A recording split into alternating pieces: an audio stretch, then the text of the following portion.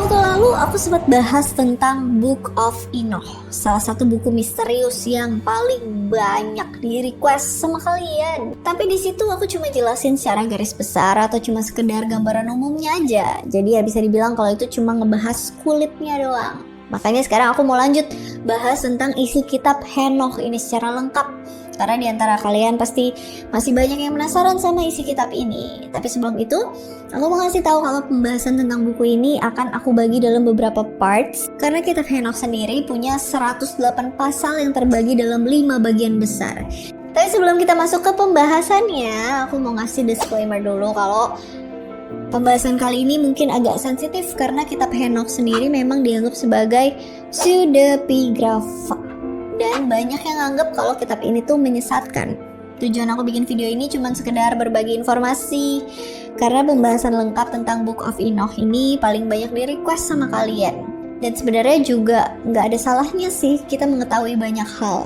Semakin banyak informasi yang bisa kita dapat, semakin banyak kita tahu juga, dan semakin bijak juga kita buat memilih yang mana yang harus diserap dan yang mana yang harus dibuang. Buat yang penasaran gimana kisah lengkapnya, langsung aja kita masuk ke bagian pertama dari kitab Henoch yang nyeritain tentang The Watcher. Makhluk seperti apakah mereka? Jadi kitab ini diawali dengan kisah Henoch sebagai manusia pilihan yang matanya dibukakan sama Tuhan supaya bisa ngelihat berbagai nubuat yang ada di surga. Saat itu Henoch melihat beberapa malaikat yang ngasih tahu tentang segala sesuatu yang ada di dunia maupun di akhirat. Jadi bisa dibilang para malaikat ini tuh ngasih spoiler ke Henoch tentang semua rahasia-rahasia di bumi, di surga, dan di neraka. Tapi Henoch bilang kalau semua penglihatan ini tuh bukan untuk dia ataupun orang-orang di zaman itu, tapi untuk generasi terkemudian yang akan datang atau generasi akhir zaman. Dengan kata lain sebenarnya pesan ini disampaikan buat kita di masa sekarang. Makanya kata-kata ini jadi frasa yang paling terkenal dan ikonik dalam kitab Henoch. Lalu apa aja nubuat yang dilihat Henoch saat itu? Jadi di sana dia dikasih penglihatan tentang serangkaian peristiwa penting yang terjadi sebelum zaman Nabi Nuh sampai ke peristiwa banjir besar dengan penjelasan yang detail dan lengkap. Henoch bilang kalau di zaman itu jumlah manusia udah banyak banget dan hampir memenuhi bumi. Selain itu Henoch juga ngelihat para malaikat pengawas atau The Watcher yang tugasnya itu mengawasi dan menjaga anak-anak manusia atau keturunan Adam yang tinggal di bumi tanpa harus terlibat secara langsung. Intinya malaikat-malaikat itu tuh gak boleh ikut campur sama sekali dengan urusannya manusia. Jadi cuma boleh mantau aja dari kejauhan. Lalu jumlah keseluruhan malaikat pengawas ini totalnya ada 200 malaikat. Itu udah termasuk para pemimpin mereka yang berjumlah 20 malaikat. Sedangkan kalau versi terjemahan Yunani, jumlah pemimpin mereka itu totalnya ada 21 malaikat. Buat daftar nama-nama pemimpin The Watchers, bisa kalian baca di sini dengan berbagai versi terjemahannya.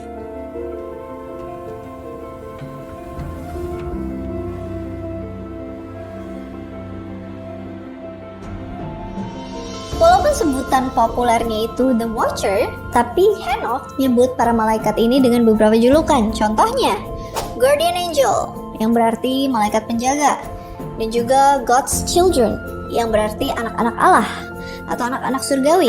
Oke, kemudian yang bikin kisah The Watcher ini jadi kontroversi, yang nimbulin banyak perdebatan karena para malaikat ini ngelakuin dosa besar setelah ngelihat anak-anak perempuan manusia yang cantik-cantik. Makanya malaikat-malaikat itu bernafsu dan ingin melakukan hubungan seksual sama mereka. Nggak kebayang kan, kok bisa-bisanya para malaikat yang merupakan makhluk suci, makhluk ilahi mau ngelakuin hal itu. Tapi emang itu yang ditulis sama Henoch dalam kitab ini. Makanya gak heran kalau Book of Enoch dianggap sesat sama banyak orang. Kemudian sebelum para malaikat ini memutuskan buat turun ke bumi dan mengawini anak-anak manusia, mereka tuh masih sempat berdiskusi satu sama lain karena pemimpin tertinggi mereka yang bernama Samjasa awalnya masih belum setuju. Jadi dia bilang ke anak buahnya, mending kalian jangan coba-coba ngelakuin itu deh, karena itu perbuatan dosa yang gak akan pernah diampuni sama Tuhan. Justru ujung-ujungnya gue sendiri yang nanti dikasih hukuman karena ngizinin kalian untuk berbuat dosa. Setelah Samjasa ngasih peringatan itu, malaikat-malaikat yang lain masih aja bersikeras buat membujuk Samjasa biar dia setuju. Makanya mereka bilang, Udahlah bos, tenang aja. Kita janji bakalan nanggung hukuman itu rame-rame. Kalau satu sakit, semua harus ikutan sakit dong. Biar kita ikut ngerasain penderitaan yang sama. Nah, karena Sanjasa terus-terusan dibujuk sama mereka, akhirnya para malaikat ini sepakat dan bersumpah supaya bersama-sama menjadi makhluk yang terkutuk karena udah berbuat dosa. Habis itu mereka turun ke bumi dan mendarat di Gunung Hermon, yang lokasinya berada di perbatasan antara Suriah dan Lebanon. Kenapa gunung ini dinamain Gunung Hermon? Karena secara etimologi diambil dari bahasa Ibrani, yaitu Shermon, yang berarti terlarang. Jadi secara keseluruhan Gunung Hermon itu artinya adalah tempat terlarang. Lanjut ke cerita awal. Kemudian setelah mereka mendarat di bumi, sekarang statusnya para The Watcher itu udah jadi malaikat jatuh atau fallen angel. Habis itu mereka langsung menghampiri manusia-manusia perempuan buat dijadiin istri dan bersetubuh sama mereka. Sampai akhirnya perempuan-perempuan itu mengandung dan melahirkan keturunan The Watchers berupa makhluk-makhluk raksasa atau yang disebut dengan Nephilim. Hanok bilang kalau ukuran mereka itu setinggi 3000 els atau sekitar 1371 meter. Gede banget kan? Selain punya ukuran yang besar, para Nephilim ini punya sifat yang jahat, kejam, brutal. Intinya sangat meresahkan dan gak ramah banget sama manusia lah. Lalu karena ukuran yang gede, otomatis porsi makannya juga banyak kan? Karena itu para Nephilim ini melahap semua makanan dari hasil jeripayah manusia sampai habis dan gak ada yang tersisa. Lalu karena udah gak ada sesuatu lagi yang bisa dimakan sama mereka, akhirnya para Nephilim itu menyerang dan membunuh manusia buat dijadiin makanan sampai keturunan manusia yang jumlah awalnya ada banyak banget jadi semakin berkurang. Ini sih bukan beban keluarga lagi, tapi benar-benar beban umat manusia sedunia. Gak cuman itu, ternyata para fallen angels dan Nephilims masih berani ngelakuin perbuatan jahat dan gak bermoral karena mereka juga melakukan hubungan seksual dengan binatang. Nggak salah dengar, mereka beneran mengawini hewan-hewan yang ada di bumi. Perbuatan jahat mereka nggak berhenti sampai di situ karena mereka juga sengaja ngelakuin rekayasa genetika ke berbagai makhluk hidup yang ada di darat, laut, dan udara.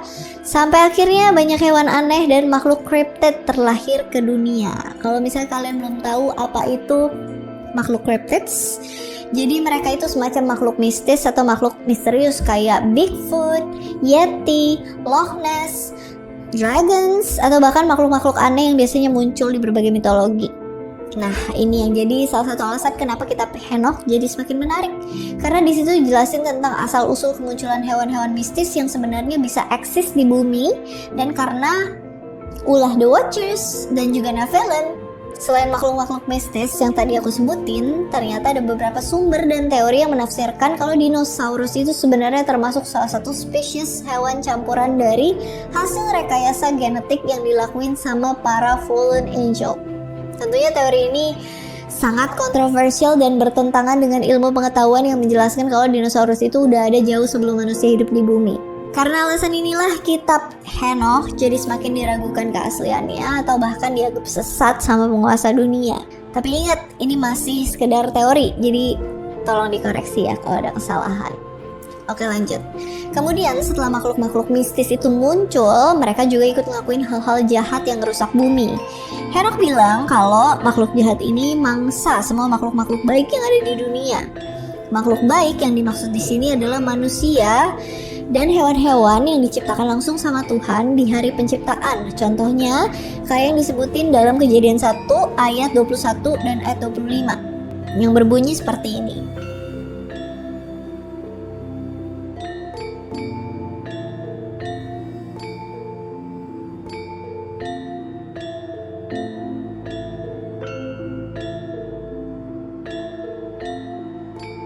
Jadi awalnya semua makhluk ciptaan Tuhan itu baik, terus mereka hidup dengan damai di bumi, sampai pada akhirnya manusia jatuh ke dalam dosa dan diusir dari Taman Eden.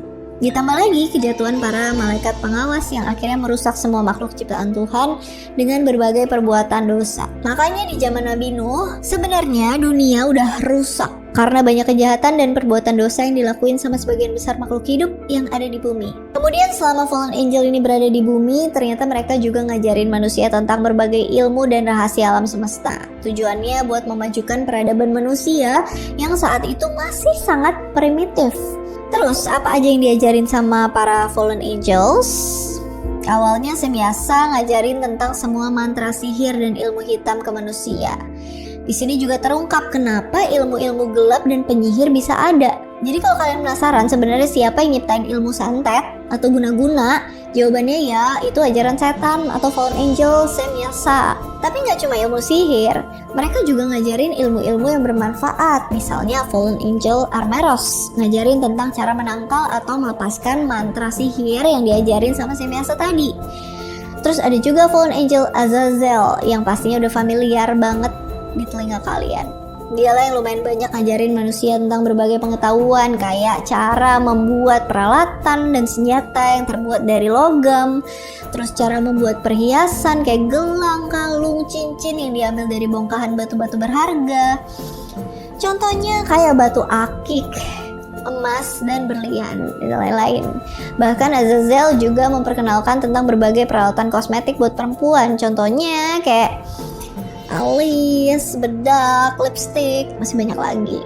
Kemudian fallen angel lain juga ngajarin ilmu yang gak kalah penting. Misalnya Barakal yang ngajarin tentang ilmu-ilmu astrologi, Kokabel ngajarin tentang rasi-rasi bintang, Ezekiel ngajarin pengetahuan tentang awan-awan, Arakiel ngasih tahu tanda-tanda yang ada di bumi, Syamsiel ngajarin tentang lintasan matahari, Sariel yang ngajarin tentang lintasan bulan. Nah, karena manusia udah tahu semua itu, makanya peradaban di bumi tuh jadi makin maju. Jadi sebenarnya yang bikin manusia bisa menentukan waktu, tanggal, kalender secara akurat itu ya alasannya karena dikasih tahu sama para fallen angel tadi. Ini yang menjawab kenapa peradaban suku Maya bisa nyiptain sistem perhitungan kalender yang begitu rumit dan kompleks. Selain itu ternyata para Nephilim juga ikut membangun peradaban umat manusia karena di kitab ini terungkap kalau sebenarnya mereka yang membuat berbagai simbol-simbol raksasa, geoglyphs, dan juga membangun monumen-monumen terkenal di dunia yang sekarang udah jadi situs-situs peninggalan bersejarah. Bahkan banyak yang masuk ke dalam kategori 7 keajaiban dunia. Misalnya, geoglyph The Paracas Candelabra, geoglyph Nazca Lines, situs arkeologi Ollantaytambo, reruntuhan kota kuno Machu Picchu, benteng Sacsayhuaman, piramida Paratori, kota kuno Dogon, situs Tassili Najar, reruntuhan Siwa Oasis, piramida Giza, kota kuno Petra, kuil Ziggurat-Ur, reruntuhan Persepolis, pemukiman kuno Mohenjo-daro, kuil Khajuraho, reruntuhan kota kuno Pai, reruntuhan kerajaan Sukhothai, Candi Angkor Wat, kuil Preah-Vihear, dan Pulau Ishtar yang dalamnya ada banyak patung Moai. Tapi yang benar-benar mind blowing dan bikin para ilmuwan modern terkesan karena ternyata lokasi tempat-tempat tadi kalau kita tarik secara garis lurus sesuai urutan yang tadi aku sebutin barusan, maka semuanya terhubung satu sama lain dan menunjukkan keselarasan dengan rasi-rasi bintang, titik balik antara musim panas dan musim dingin, geometri bumi, lintasan bulan, dan lintasan matahari. Ini juga didukung dengan ilmu matematika yang disebut Golden Ratio yang dikemukakan sama Fibonacci. Jadi kalau kita menghitung jarak antara satu situs peninggalan ke situs peninggalan sejarah lain dengan membandingkan rasio emas V 3,14, maka akan terbentuk garis lurus yang mengitari bumi. Nah, garis lurus ini yang disebut dengan garis khatulistiwa purba. Belum lagi kalau kita menghitung monumen-monumen itu mulai dari panjang, lebar, dan tingginya pakai V 1,68. Di situ jelas terlihat kalau bentuk bangunan itu emang dibuat dengan sangat simetris. Jadi intinya yang bisa ngelakuin semua ilmu-ilmu hitungan yang super duper kompleks itu jawabannya ya The Watcher dan para Nephilim menurut kitab Henokh. Lalu kok bisa makhluk-makhluk ini tahu tentang semua ilmu pengetahuan itu? Jawabannya simple, karena mereka itu awalnya makhluk ilahi yang berasal dari surga. Jadi gak heran kalau mereka tahu semua hal yang ada di alam semesta ini. Makanya Golden Ratio atau rasio emas yang tadi aku sebutin juga sering dijuluki sebagai The Blueprint of God. Kemudian menurut penafsiran kitab Henokh yang aku baca, ternyata di situ juga terungkap kalau sebenarnya kisah dewa-dewi yang ada di berbagai mitologi itu, identitas sebenarnya adalah para fallen angel ini. Kok bisa? Karena emang ada beberapa kemiripan dan titik temu antara kisah-kisah mitologi dan kisah The Watcher yang ditulis sama Henokh. Contohnya seperti di kisah Anunnaki. Di situ dijelasin kalau para dewa Anunnaki itu datang dari luar angkasa dan ngajarin manusia tentang berbagai ilmu untuk memajukan peradaban di bumi. Mirip kan? Lalu seperti yang tadi aku singgung tentang alasan bangsa Maya kuno yang bisa nyiptain sistem penanggalan yang kompleks dan akurat, karena itu sebenarnya dibantu sama para fallen angels. Kemudian kalau kalian sering dengar tentang cerita mitologi Nordik, yang pasti sangat familiar dengan kisah Jotun atau raksasa yang mirip kayak Nephilim. Mereka juga raksasa yang jahat dan brutal. Bahkan para Jotun ini juga memusuhi dan memakan manusia. Ada salah satu kisah di mitologi Nordik yang menceritakan kalau Jotun punya kemampuan buat membangun berbagai bangunan besar dan megah dengan waktu yang singkat, seperti saat mereka membangun Asgard yang runtuh setelah peperangan antara Aesir dan Vanir. Jadi emang mirip sama para Nephilim. Dan gak cuman itu, bahkan ada juga kisah mitologi Indonesia yang punya kemiripan sama para Nephilim. Contohnya di kisah Roro Jonggrang yang nyuruh Bandung Bondowoso buat dibuatin candi dalam satu malam. Kemudian Bandung Bondowoso minta bantuan jin buat nyelesain tugasnya itu dengan cepat. Lalu kenapa Nephilim tadi dihubungkan sama jin? Karena kitab Henokh mencatat kalau Nephilim itu makhluk supranatural atau roh jahat yang masih berkeliaran secara tak terlihat. Kemudian bukti lain yang memperkuat kalau The Watchers itu emang nyamar sebagai dewa-dewa di berbagai mitologi karena arti nama-nama mereka itu merepresentasikan persimbolan atau personifikasi. Mirip kayak dewa-dewa mitologi yang punya julukan sebagai dewa petir, dewa matahari, dewa langit, dewa bumi, dewa bulan, dan masih banyak lagi dewa-dewa lainnya. Ini juga jadi alasan kenapa di belakang nama-nama malaikat itu ada akhiran kata El yang dalam bahasa Ibrani berarti Tuhan, atau bisa juga diartikan sebagai dewa. Ini tolong koreksi ya kalau salah. Lalu kalau kalian yang masih penasaran sama arti nama-nama fallen angels ini, langsung aja kita bahas secara etimologinya. Uraki Baramel. Menurut versi terjemahan Yunaninya, nama malaikat Uraki Baramel ini dipisah jadi dua, yaitu Arakiba dan Ramel. Arakiba berasal dari kata Arakil dalam bahasa Babilonia. Arak itu artinya adalah bumi, sedangkan El dalam bahasa Ibrani artinya adalah Elohim atau Tuhan. Bisa juga diartikan sebagai dewa, yang tadi aku bilang. Jadi secara keseluruhan nama Arakil itu adalah dewa bumi, dan ini bisa disandingkan dengan Gaia di dalam mitologi Yunani, atau Terra dalam mitologi Romawi. Lalu nama Ramel yang diambil dari kata Ram dalam bahasa Ibrani yang artinya adalah guntur. Jadi malaikat Ramel ini berarti dewa guntur. Daniel. Nama malaikat Daniel asalnya dari kata Dan di dalam bahasa Ibrani yang artinya hakim. Jadi malaikat ini berperan sebagai dewa penghakiman yang bisa disandingkan sama Dewi Daiki kalau di mitologi Yunani. Ezekiel. Nama Ezekiel berasal dari kata Chazakil dalam bahasa Aramaik yang artinya adalah awan. Jadi malaikat Ezekiel ini dijuluki sebagai dewa awan. Alasannya karena dia yang ngajarin ilmu pengetahuan tentang awan-awan yang ada di langit. Misalkan tentang proses terbentuknya awan, jenis-jenis awan, sampai ke berbagai klasifikasi awan. Sarakuyal. Malaikat Sarakujal kalau menurut versi terjemahan Yunaninya berarti Barakijal, yang diambil dari kata Barak dalam bahasa Ibrani yang berarti petir atau halilintar. Jadi malaikat ini dianggap sebagai dewa petir, mirip kayak dewa Zeus menurut mitologi Yunani. Ananel. Nama Ananel berasal dari kata Anan dalam bahasa Ibrani yang berarti hujan. Jadi malaikat ini dianggap sebagai dewa hujan yang mirip kayak dewa Chak di mitologi suku Maya. Samsafel. Nama malaikat Samsafel diambil dari bahasa Ibrani, yaitu Shemesh yang berarti matahari, karena dia yang mengajarkan tentang ilmu lintasan matahari ke manusia. Kalau di mitologi Yunani, Samsafel itu bisa disejajarkan dengan Helios. Kalau di Mesir, mirip kayak dewa Ra. Sartal. Menurut versi terjemahan Yunaninya, malaikat ini juga disebut Sariel atau Satariel, yang berarti bulan. Of course, dia dijuluki sebagai dewa bulan. Alasannya udah pasti karena dia yang ngajarin manusia tentang lintasan bulan. Malaikat ini setara dengan Dewi Selene di mitologi Yunani atau Dewi Luna di mitologi Romawi. Kalau di mitologi Mesir, malaikat ini mirip dengan dewa Khonsu. Azazel. Nama malaikat Azazel diambil dari kata Azaz dalam bahasa Ibrani yang berarti kekuatan. Jadi Azazel ini disebut sebagai dewa kekuatan karena dia yang mengajarkan manusia membuat berbagai senjata dari logam untuk melindungi diri, berburu, atau bahkan berperang. Makanya gak heran kalau Azazel ini persimbolan dari kekuatan. Nah, itu tadi beberapa nama-nama The Watchers yang artinya mewakili persimbolan atau personifikasi. Sebenarnya masih banyak banget yang belum aku sebutin, tapi itu cuma beberapa contohnya aja. Gak mungkin juga aku nyebutin nama-nama 200 malaikat satu persatu, ntar videonya gak habis-habis. Jadi intinya semua usaha para fallen angels buat memajukan peradaban manusia malah semakin membuat manusia itu menjauh dari Tuhan, karena mereka ini malah menyembah para fallen angels itu sebagai dewa-dewa mereka. Terus teknik membuat senjata yang diajarkan Azazel juga malah disalahgunakan buat melakukan kejahatan dengan membunuh sesama manusia sampai memicu peperangan di bumi. Selain itu bangunan-bangunan megah yang dibuat sama Nephilims juga akhirnya jadi kuil pemujaan terhadap dewa-dewa palsu ini. Karena kejahatan yang dilakukan manusia udah semakin parah sampai menimbulkan banyak pertumpahan darah, akhirnya perbuatan mereka dinotis sama para malaikat baik yang ada di surga.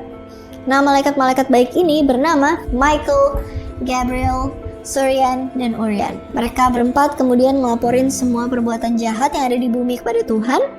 Terus pas sampai di depan tahta Tuhan, mereka bilang kayak gini, Tuhan yang maha tinggi, pencipta alam semesta, dan raja di atas segala raja, lihatlah apa yang sudah dilakukan Azazel. Dia mengajarkan semua hal jahat kepada umat manusia yang ada di bumi. Bahkan sudah membeberkan tentang segala rahasia dan ilmu pengetahuan yang berasal dari surga. Lalu, Semyasa yang sudah dikasih kepercayaan untuk memimpin pasukan The Watchers malah berbuat dosa dengan anak-anak perempuan manusia, sekaligus mengajarkan tentang ilmu-ilmu sihir sampai akhirnya bumi dipenuhi dengan segala jenis kejahatan dan dosa.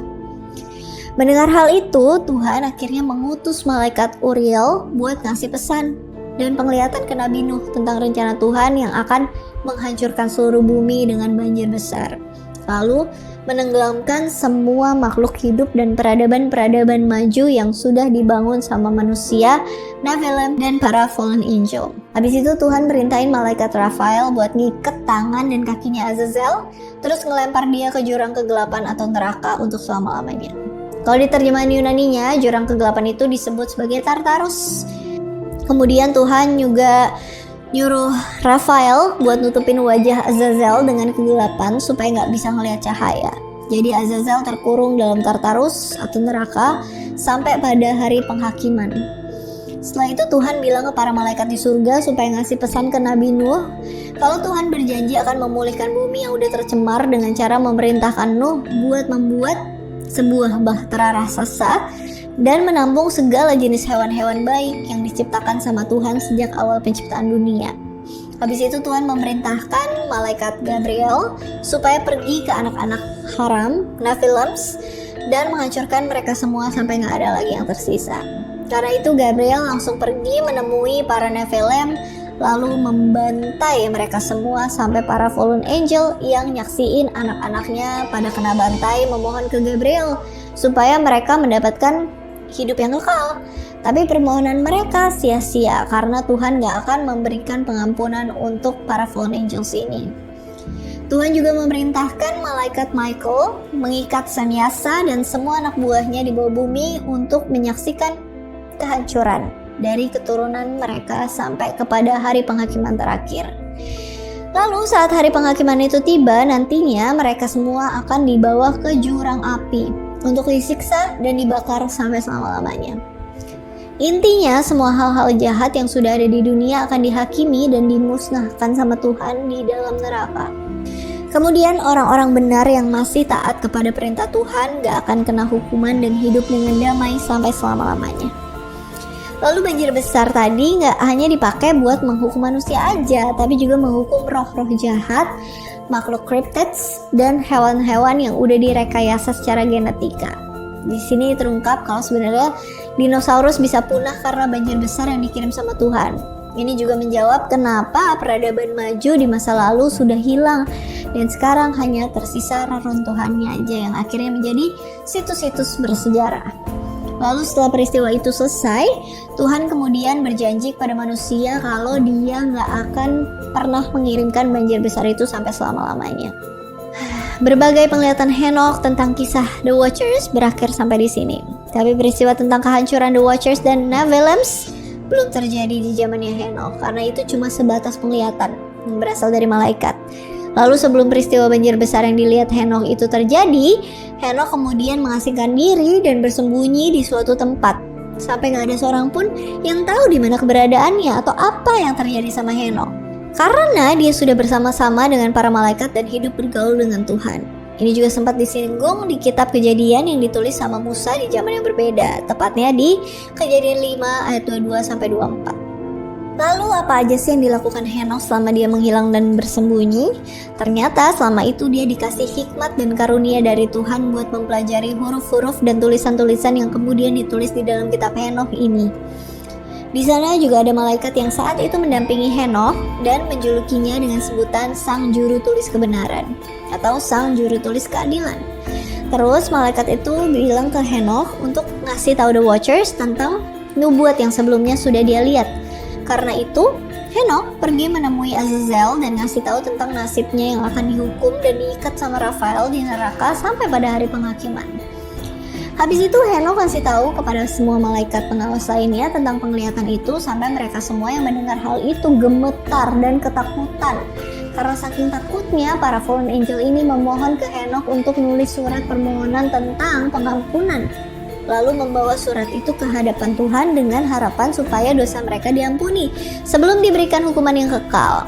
Jadi peran Henokh di sini sebagai pembawa pesan atau messenger, karena para fallen angel itu udah nggak bisa lagi berkomunikasi atau ketemu sama Tuhan.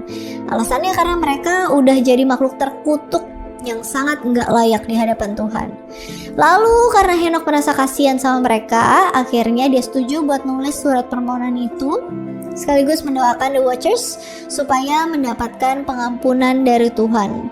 Habis itu Henokh duduk di dekat sungai dan yang terletak di sebelah selatan dari sisi barat Gunung Hermon. Di sana dia membacakan surat permohonan itu sampai Henokh ketiduran. Kemudian dalam mimpinya, Henokh dikasih semua penglihatan tentang penghukuman para fallen angels. Bahkan di sana Henokh dipanggil untuk ketemu sama Tuhan secara langsung. Henokh bilang kalau awalnya ada sebuah kabut atau awan yang datang dan memanggilnya dari langit. Setelah itu muncul halilintar dan angin kencang yang membentuk sepasang sayap untuk mengangkat Henokh naik ke surga. Keren ya, kayak di film-film.